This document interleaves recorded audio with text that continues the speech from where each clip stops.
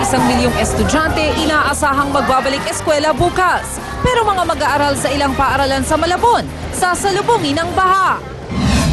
Hotline ng Department of Education, inuulan pa rin ng mga tanong at reklamo. Ilang guro hindi pa raw handa sa K-12 program ng DepEd. Mga naglalako ng pagkain sa labas ng mga paaralan, gustong ipagbawal ng gobyerno. Unang araw ng klase, sasabayan kaya ng pag-ulang dala ng bagyong Ambo? Magiging lagay ng panahon bukas, alamin live!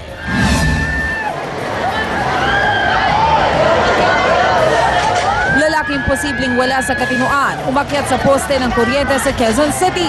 Pag-rescue, naging pahirapan.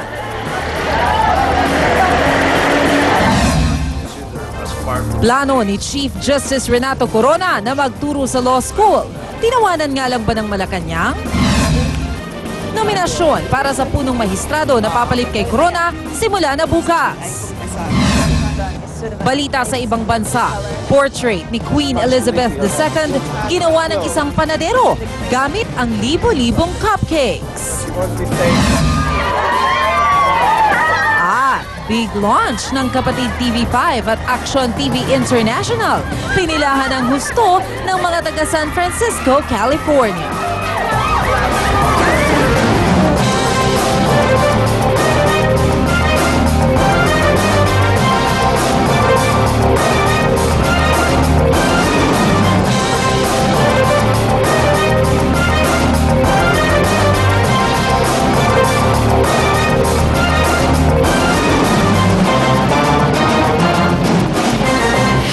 Pilipinas, magandang gabi. Ngayong 3 ng Hunyo 2012. Ang maaksong balita.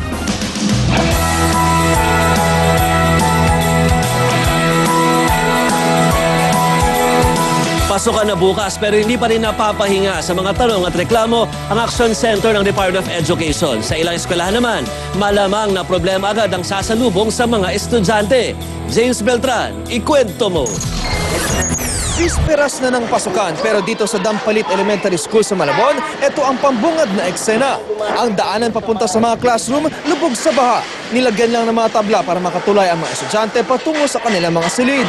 Nag-aalala tuloy ang mga magulang dahil hindi raw sila papapasukin sa eskwelahan.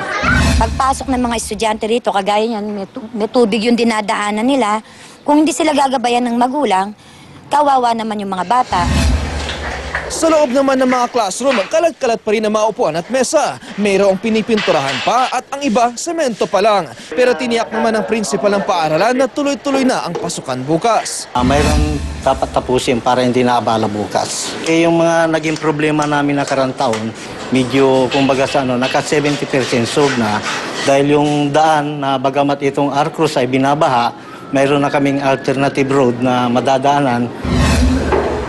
Ang mga tauhan naman sa DepEd Action Center, abala pa rin sa pagsagot sa mga reklamo at tanong.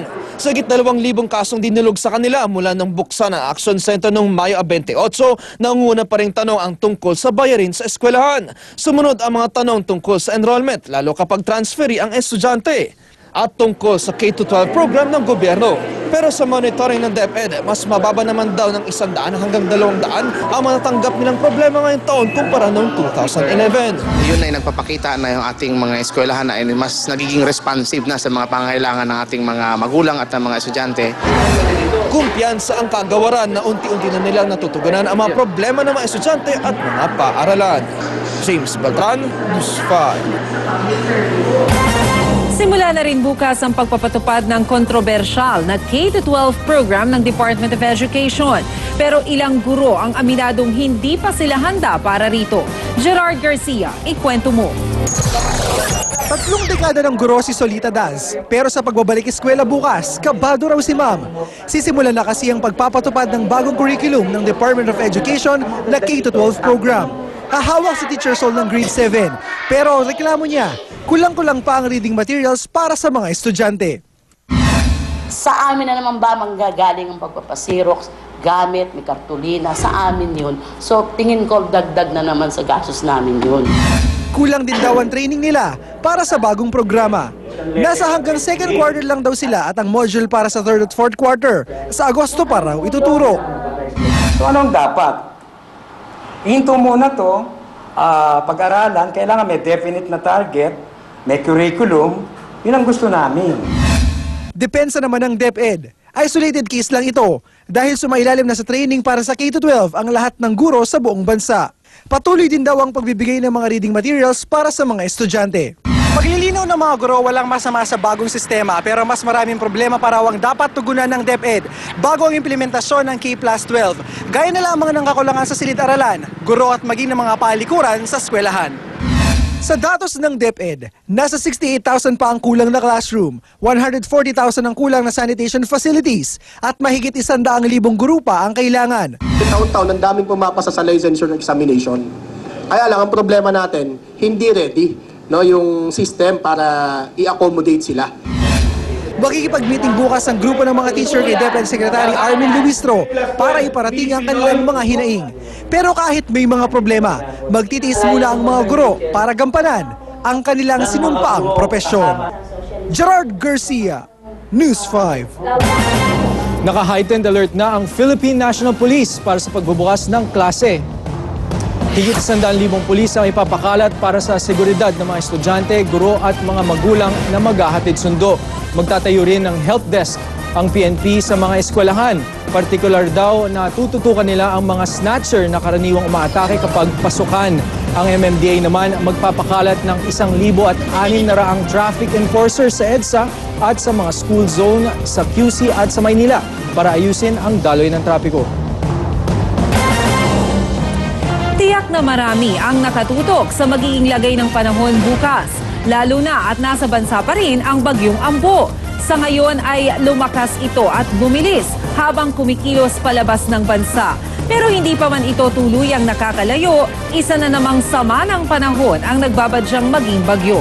Para sa detalye may live report mula sa Pag-asa Weather Forecasting Center, si Camille Abadisio. Camille? Maricel, nagbabadyang maging maulan ang pagbubukas ng mga klase bukas. Nasa loob pa rin kasi ng Philippine Area of Responsibility ang kauna-unahang bagyo na pumasok sa bansa ngayong taon na si Bagyong Ambo. As of 10 p.m., ang eksaktong lokasyon ng bagyo ay nasa 430 kilometers silangang hilagang silangan ng Apari, Cagayan. Patuloy itong kumikilos pa hilaga-hilagang silangan at bukas ng gabi ay inaasahang mapupunta na ito sa Basco, Batanes. Inaasahan ding makakalabas na ito ng bansa sa Martes gaya ng unang inanunsyo ng Pag-asa. Pero dahil sa pag-alis ng bansa ni Ambo, inaasahang palalakasin ito ang southwest monsoon o hanging habagat na magdadala ng ulan sa ilang bahagi ng Western Visayas, kabilang na ang Mindoro at Panay Island. Gayon din ang ilang lugar sa western part ng Southern Luzon, kabilang ang Batangas. Di pa matukoy ng Pag-asa kung magiging maulan sa Metro Manila bukas, pero payo nila maging handa pa rin sa posibleng pagbuhos ng ulan, magdala ng payong lalo na yung mga papasok sa eskwela. Maricel, hindi gaanong naramdaman ang bagsik ng bagyo, pero may mga pinsala pa rin ito. Sa tala ng National Disaster Risk Reduction and Management Council, 5 tao pa rin ang nawawala, 16 ang sugatan at 1,335 ang stranded dahil sa bagyo. Sa ngayon, wala na sa critical level ang mga pangunahing dam sa bansa, pero patuloy pa rin minomonitor ang mga ito. May ibang kalsada namang hindi madaanan dahil delikado pa ito sa mga biyahero tulad ng Cannon Road sa Baguio City. Maricel, di pa man tuluyang nakakalabas ng bansa si Ambo ay may sama ng panahon na namang naispatan ang Pag-asa. Iyan ay nasa silangang bahagi ng Southern Mindanao. At kung sakaling tuluyan itong mabuo bilang bagyo, itong low pressure area na ito ay tatawagin naman itong Bagyong Butchoy. At dahil nga dyan sa pinagsanib na puwersa ng papalis na Bagyong Ambo, ang hila-hila niyang hanging habagat at ang papasok na low pressure area sa bansa ay asahan ng maulang panahon sa Martes hanggang sa darating na Sabado at Linggo sa western part ng Central at Northern Luzon, kabilang ang Zambales, Ilocos Norte, Ilocos Sur at Pangasinan. Maricel? Maraming salamat, Camille Abadisio. Kambyo naman tayo sa politika. Naglabas ng statement si dating Chief Justice Renato Corona ilang araw matapos ang hatulan ng guilty ng impeachment court. Ayon kay Corona, sa loob ng 6 na buwan ay naging matatag sila ng kanyang pamilya dahil sa pagtitiwala sa Panginoon. Nagpapasalamat ang punong maestrado sa mga doktor at staff ng The Medical City na nag-alaga naman sa kanya. Gayon din sa mga taong patuloy na sumusuporta at nagdarasal para sa kanya. Sa kabila ng pagkatalo, pinuri ni Corona ang kanyang defense team na nanindigan daw para sa kung ano ang legal at moral. Pinasalamatan din ni Corona ang Korte Suprema at Hudikatura na nagbigay raw sa kanya ng pagkakataon na ipaglaban ang judicial independence. Hindi na kinalimutan ni Corona ang mga Pilipino na pinagsilbihan daw niya bilang Chief Justice ng bansa. Simula naman bukas, tatanggap na ang Judicial and Bar Council ng nominasyon para sa papalit na punong maestrado ng bansa. Gagawin ito para mapabilis ang pagbigay ng rekomendasyon kay Pangulong Aquino. Si Pinoy ang may kapangyarihan na mag-appoint ng susunod na punong maestrado ng Korte Suprema. Mayroon siyang 3 buwan para mag-appoint. Samantala, automatic nang makasama sa pagpipilian si Acting Chief Justice Antonio Carpio. Kabilang din sa lumulutang na pangalan ng kandidato si Justice Secretary Laila De Lima. Samantala, natawa naman daw si Deputy Presidential Spokesperson Abigail Valte sa balitang magtuturo sa law school si dating Chief Justice Renato Corona. Ayon kasi sa dating abogado ni Corona na si Atty. Jose Roy, pwedeng magturo si Corona ng law on taxation. Pero payo ni Valte kay Corona, dapat ay mag-refresher course muna siya sa law on taxation kay BIR Commissioner Kim Henares. Paglilinaw naman ni Valte, hindi ahadlangan ng palasyo ang namang law school na kukuha kay Corona. Good news naman mga kapatid.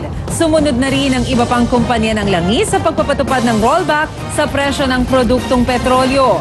Pare-parehong magtatapyas ng 65 centavos sa kada litro ng diesel ang Shell, Petron, Sea Oil at Phoenix Petroleum. 60 centavos naman ang price cut sa kada litro ng kerosene. Ang regular gasoline mababawasan ng 30 hanggang 40 centavos kada litro, habang 30 centavos naman ang ikakalta sa presyo ng kada litro ng unleaded. Epektibo ito simula bukas, June 4. Susunod sa aksyon, isang lalaki umakyat sa poste ng Meralco sa Novaliches. Pag-rescue, tumagal ng ilang oras. Mga inilalakong pagkain sa labas ng mga paaralan gustong ipagbawal ng gobyerno. At 20 sasakyan nagkarambola sa China. 11 patay.